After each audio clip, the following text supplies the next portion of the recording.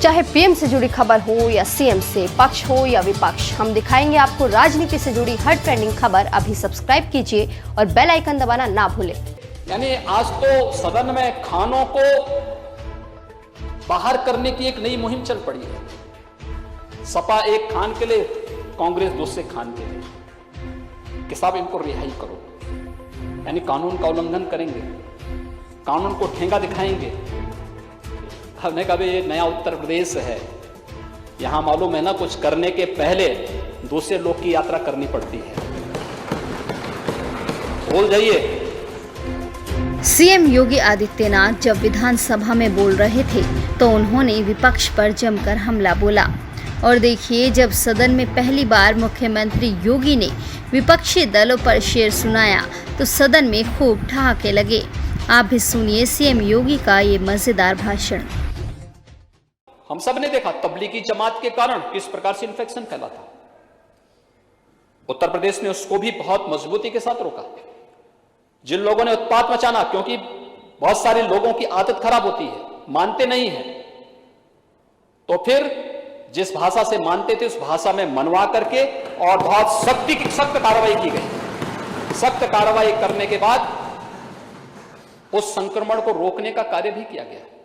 और हम आभारी हैं आदरणीय प्रधानमंत्री जी के और सूचना और प्रसारण मंत्री भारत सरकार के, जिन्होंने रामायण और महाभारत के नाम पर एक बार फिर से लोगों में एक नई ऊर्जा का संचार कर दिया। पूरे कई बार तो मैं देख रहा था, उस दौरान मैं देखता था कि रामायण इस समय भी, अगली बार भी क्यों भाई बार बार कैसे आ रहा है कि नहीं, लोगों की डिमांड है। यह है भारत की भावना। अगर इस भावना को समझने का प्रयास किया होता विपक्ष ने तो राम के प्रति इस प्रकार की अनर्गल टिप्पणी ये लोग नहीं करते। क्योंकि जो आदमी बोलता जाता ना, आदत, बुरी आदत जाती नहीं है, बुरी आदत जाती नहीं है। अपनी वही विभाजनकारी संकीर्ण मानसिकता, और उस संकीर्ण मानसिकता के साथ जो कार्य कर रहे हैं वह कार्य मुझे लगता है कि इतिहास कभी उन्हें माफ करेगा नहीं, कभी नहीं माफ करेगा।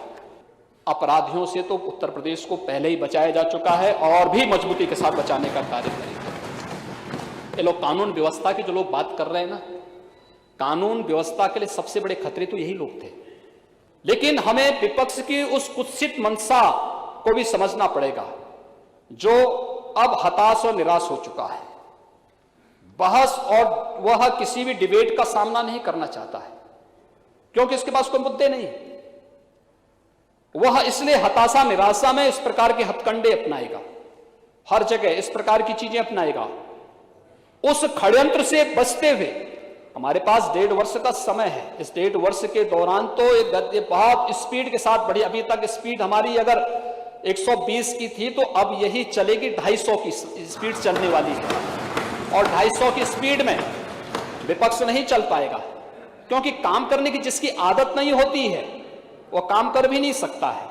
उनकी आदत नहीं काम करने की, इसलिए उनकी उस गलत मंशा, वो विभाजनकारी मंशा से बचते हुए। और मैं देख रहा था, जब मैं सदन में घुसा, मुझे देख के आश्चर्य हुआ था कि विपक्ष के एक माननीय सदस्य अपने गले में तख्ती लटकाए हुए थे। तो मुझे मेरठ की वो घटना याद आ गई, जहां पे एक अपराधी अपने गले में तख्ती लटका करके घूम रहा था और कह रहा था जान बख्शो, और जान बख्शो की बात कर रहा था, और जान बख्शो की बात कर रहा था। मुझे लगता है जनता इनको जब सबक सिखाएगी तो यही बताएगी, तब फिर इन लोगों को इसी प्रकार की तख्ती लेकर के घूमना पड़ेगा जनता से माफी मांगने के लिए। ये जनता के अदालत में ये लोग वहां पर जनता के सामने, इनके सामने जवाब देते हुए नहीं बनेगा। और किन किन लोगों के लिए एक, यानी आज तो सदन में खानों को बाहर करने की एक नई मुहिम चल पड़ी है। सपा एक खान के लिए, कांग्रेस दूसरे खान के लिए कि साहब इनको रिहाई करो, यानी कानून का उल्लंघन करेंगे, कानून को ठेंगा दिखाएंगे,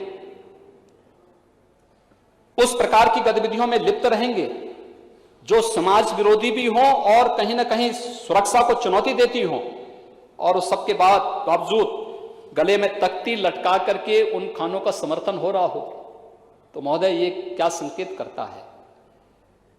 मुझे देख के तो अफसोस होता है कि कांग्रेस के एक नेता तो एक ऐसे व्यक्ति की रिहाई की मांग कर रहे हैं जिसके लिए बाहर से भी थ्रेट आ रहे हैं, अगर छोड़ा नहीं गया तो ये कर लेंगे।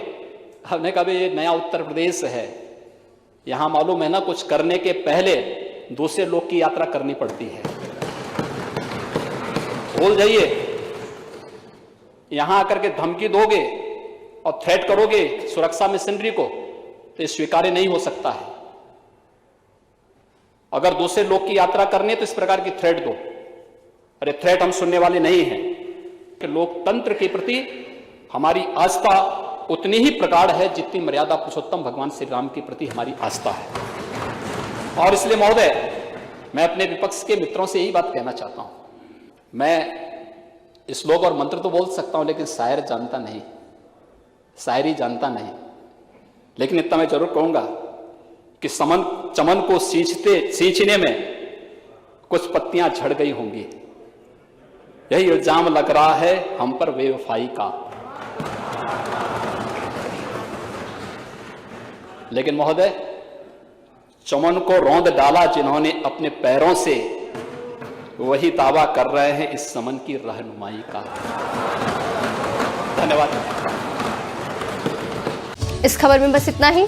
खबर को लाइक और शेयर जरूर करें और अपनी राय कमेंट बॉक्स में जरूर दें और चैनल को सब्सक्राइब करना ना भूलें।